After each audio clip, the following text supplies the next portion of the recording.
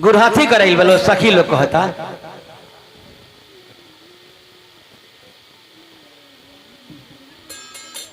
जय भगवान।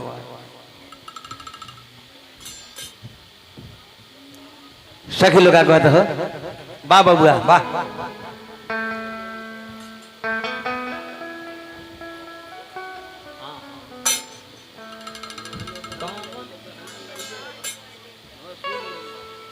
कौन भैया तानेले चादरिया अपना दीदिया के करे ले वो हरिया। व्यास जी बा गुरहथी होता। गुरहथी कौन होता है? कौन है ना गुरहथी के सुनबा? देखाओ देखाओ दुल्हा सरकार के यह बसुल गुरहथी कराइल बा। आ सखी लोग का कहता गहना ले वैले भासुर डिबिया में मून के। गहना ले वैले भासुर डिबिया में मून के।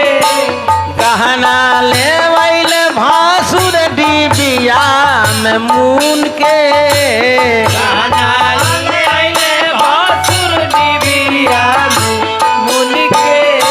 खोल के देखावना तो गाड़ी दे हम चुन के। खोल के देखावना तो गाड़ी दे हम चुन के। खोल के देखावना तो गाड़ी दे हम चुन के। खोल के देखावना तो गाड़ी दे हम चुन के। गाड़ी दे हम चुन के बहिनिया ले हम बीन के। गाड़ी दे हम चुन के बहिनिया ले हम बीन के। गाड़ी दे हम चुन के बहिनिया ले हम बीन के। गाड़ी दे हम चुन के बहिनिया ले हम बीन के। खोल के देखावना तो गाड़ी दे हम चुन के। खोल के देखावना तो गाड़ी दे हम चुन के। अरे खोल के देखावना तो गाड़ी दे हम चुन के। खोल के देखावना तो गाड़ी दे हम चुन के। गुरहथी भाई सब लोग जनवासा से बाहर गए।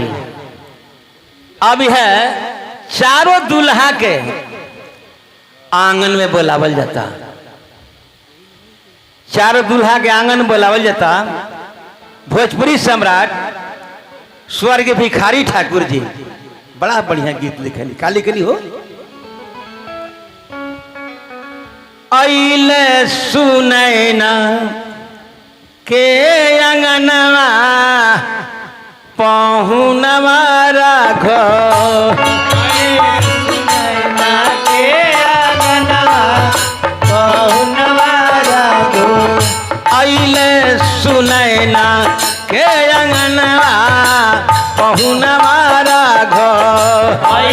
सुनैना के आंगनवा पहुनवा राघो।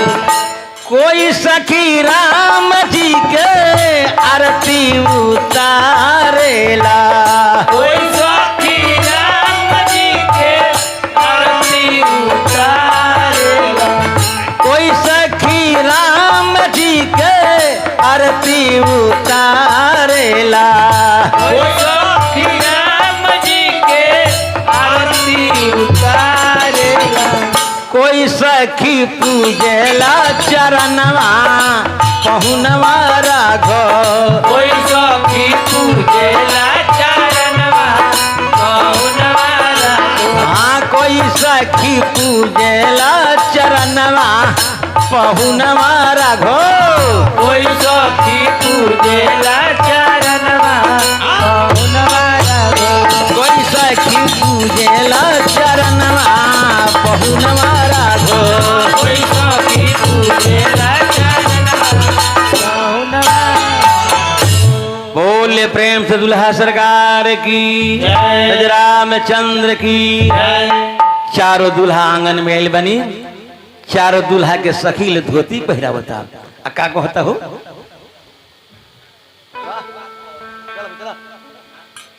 चला भैया त कहाँ से आई बरिया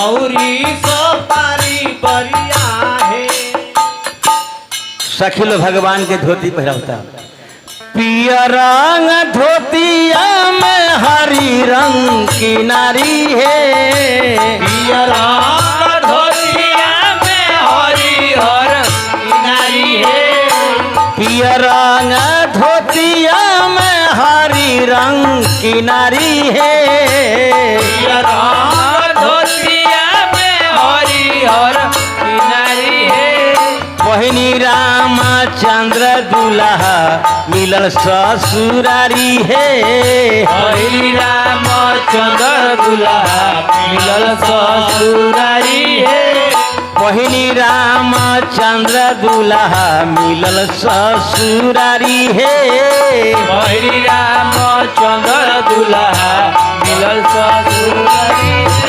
जनकपुर के सखी लोगवा देत बाड़ी गाड़ी है कपूर के साथ लोगवा देत बारी बारी है अरे पहली रामचंद्र दुल्हा मिलल ससुरारी है हरि रामचंद्र दुल्हा मिलल ससुरारी है बोलिए प्रेम से दुल्हा सरकार की जय। गजरामचंद्र की जय चारों दुल्हा के धोती पहरावल गईल चारों दुल्हन के श्रृंगार भइल बा राजा जनक जी के हाथ पर राम जी के हाथ और राम जी के हाथ पर सीता जी के हाथ बड़ा बढ़िया एगो चीज बचा जी ध्यान से सुने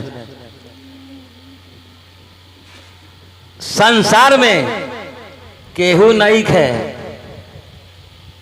कि जेकरा बेटी ना होखे सबका बेटी बड़ी तो सुनी कि बेटी कौन चीज है एक सेकेंड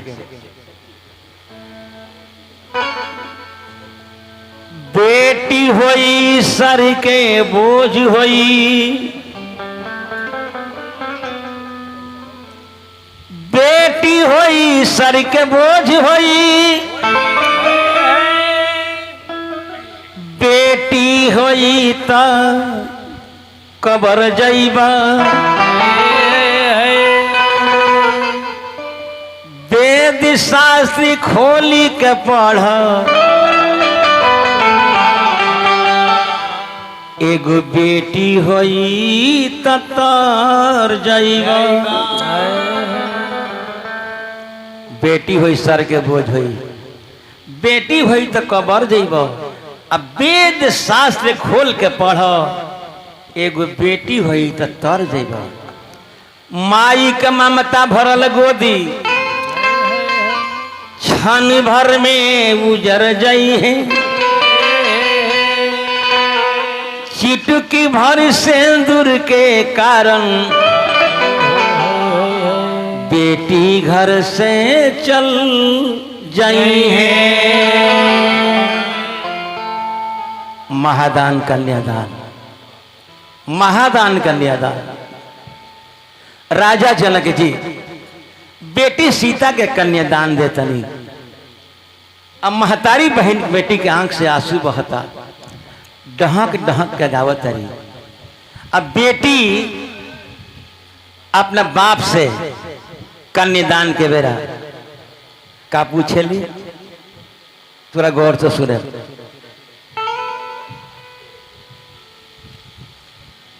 किया रे पापा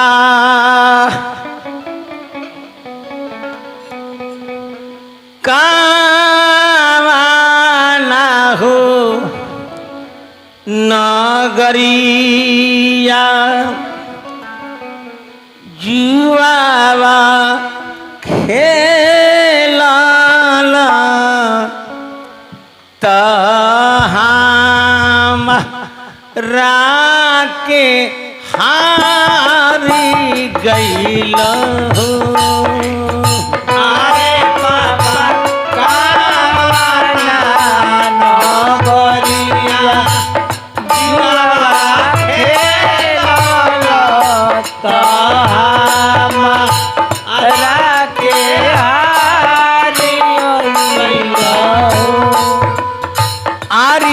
पापा कावाना नगरिया जुआवा खेलल त हमरा के हारी गइल हो।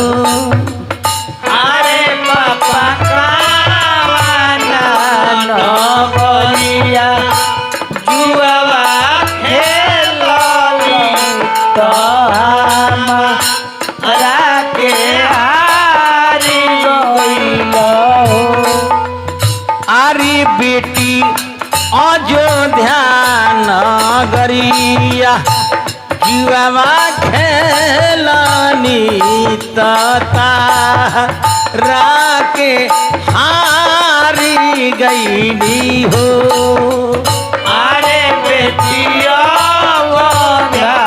नगरिया जुआवा खेलनी तारा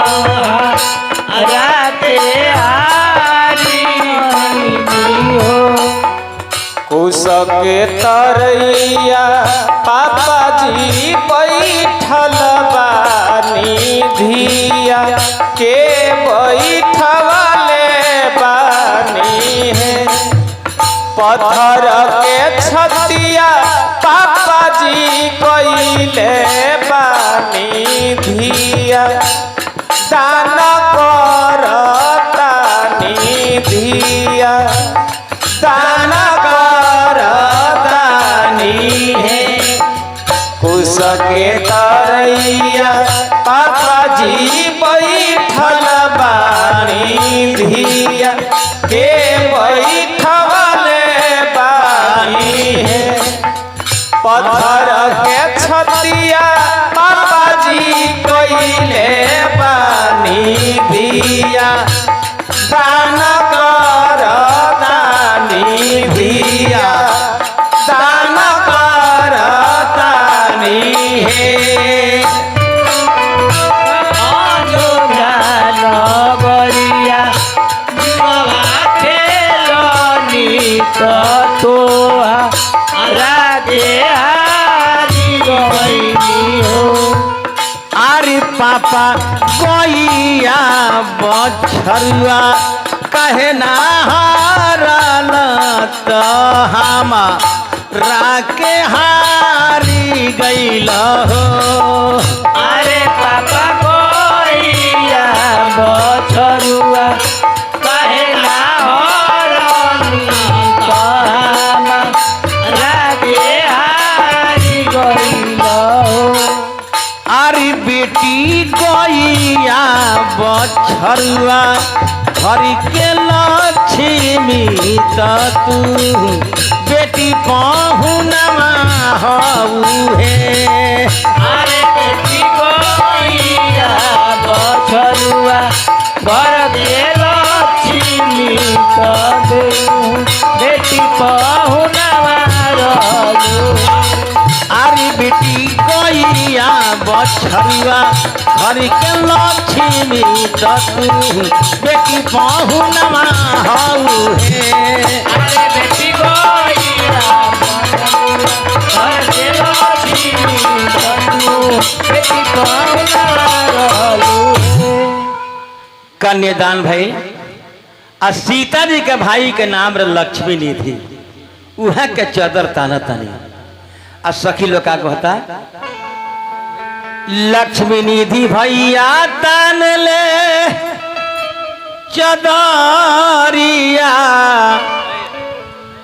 अपना दीदिया के करेले ओ हरिया। लक्ष्मी निधि भैया तान ले चदरिया अपना दीदिया के करेले ओ हरिया।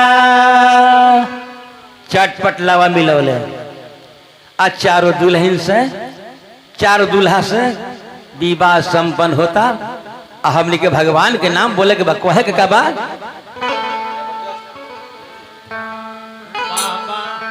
चिटुकी से दूरवा दुल्हा जीव जीवन के आधार है। चुटकी से नुरवा दुल्हा जीवन के आधार है। चुटकी से दुरवा दुल्हा जीवन के आधार है। चुटकी से नुरवा दुल्हा जीवन के आधार है। आई श्री राम दुल्हा करी सिंदूर दान है। आई श्री राम दुल्हा करी सिंदूर दान है। सिंदूरा लगई है दुल्हा करी के विचार है। सिंदूरा लगई है दुल्हा करी के विचार है। जीवन भर सही है दुल्हा दुल्हन के भार है।